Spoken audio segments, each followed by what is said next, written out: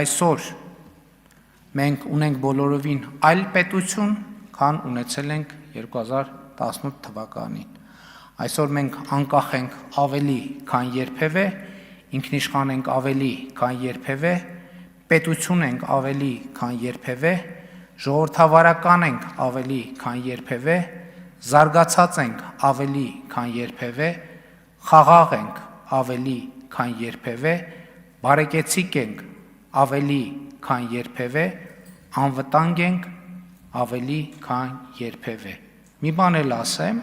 երկարակյաց ենք ավելի, քան երբևէ, որովհետև 2024 թվականի արդյունքներով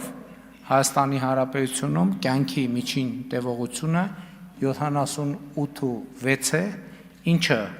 բացարձակ ռեկորդային ցուցանիշ է Հայաստանի Հանրապետության